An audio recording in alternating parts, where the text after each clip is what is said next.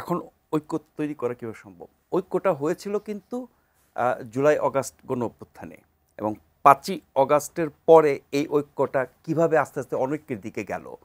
কিভাবে এখন এত বিভাজিত হয়ে গেল, কিভাবে এত বিরোধ তৈরি হলো, সেটা যদি আপনি গত ৯.৫ মাস পর্যালোচনা করেন,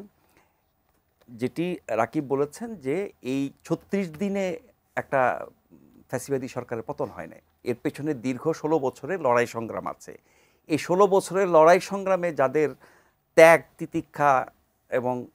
আত্মদান যা কিছু বলি, সেগুলোকে যারা ছোট করে দেখে, ওই ৩৬ দিনের মধ্যে শেষে ১৬ দিন এবং সেই ১৬ দিনের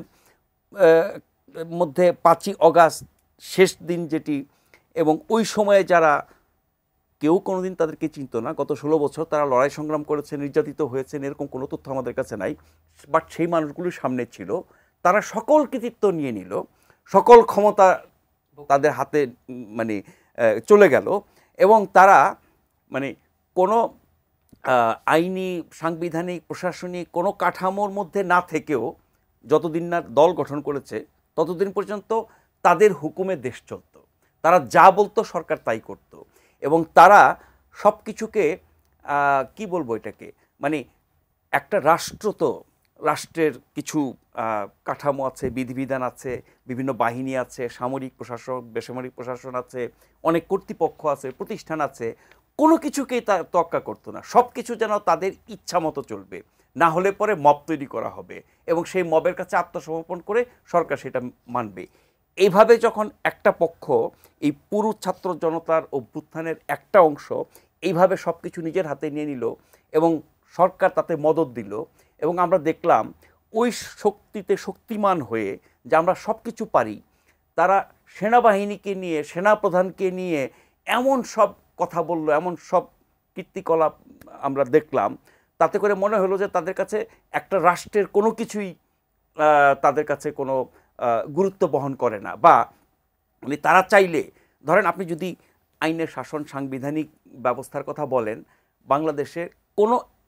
পক্ষের পক্ষে কি সম্ভব যে সব কিছু আমার কথা মতো উঠবে আর বসবে? কিন্তু আমরা কিছু মানুষের তৎপরতা দেখলাম গোটা রাষ্ট্রের সব কিছু তাদের কথায় উঠতে এবং বসতে হবে, না হলে পরে আমি যাকে তাকে যেভাবে খুশি সমালোচনা করব, আক্রমণ করব, তার বিরুদ্ধে নানা রকমের অভিযোগ আনব, এবং সেই জায়গায় যেই সেনাবাহিনী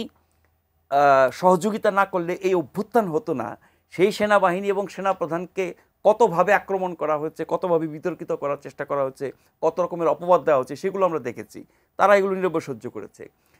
১৬ বছর সবচেয়ে বেশি দুর্ভোগের শিকার হয়েছে, সবচেয়ে বেশি নির্যাতিত হয়েছে, সবচেয়ে বেশি আপনার সংগ্রাম করেছে যে দলটি, বিএনপি, তাদেরকে যখন তুচ্ছতাচ্ছিল্য করা হয়, তারাও কিন্তু সেগুলো মেনে নিয়েছে। ফলে আমি যাদের প্রতি এরকম তুচ্ছতাচ্ছিল্য এবং যাদেরকে অবমাননা করে কতিপয় ব্যক্তির হাতে সকল ক্ষমতা এবং সব কিছু করার মানে ম্যান্ডেট সরকার দিয়ে দিল, তখন অন্য সব পক্ষগুলো কিন্তু আস্তে আস্তে সরে গেল, এইভাবে অনৈক্যটা তৈরি হলো, এবং সেই অনৈক্যের আমরা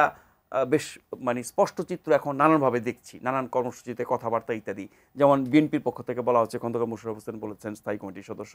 যে ডিসেম্বরের মধ্যে যদি নির্বাচন না দেয় এই সরকারকে আমরা সহযোগিতা করব না। এখন এই সরকারটা তৈরি হয়েছে সকল দলের সমর্থনে, টিকে আছে সকল দলের সমর্থনে, এবং এখন পর্যন্ত সচল আছে সকল দলের সহযোগিতা এবং সমর্থনে। সমালোচনা এক জিনিস আর সমর্থন দেয়া না দেয়া এক জিনিস। বিএনপির মতো দল যদি সরকারের উপর থেকে সমর্থন তুলে নেয়, এই সরকার কি টিকবে? সেনাবাহিনী যদি এই সরকারকে সহযোগিতা না করে, এই সরকার কি টিকবে? ফলে এই যে বন্ধনটা ছিল ৫ই অগাস্ট পর্যন্ত আন্দোলনে এবং পরবর্তী সময়ে, এটাকে কারা নষ্ট করলো, সেই উত্তর যদি আপনি খুঁজবেন, তারাই হচ্ছে এই অনৈক্যের জন্য দায়ী।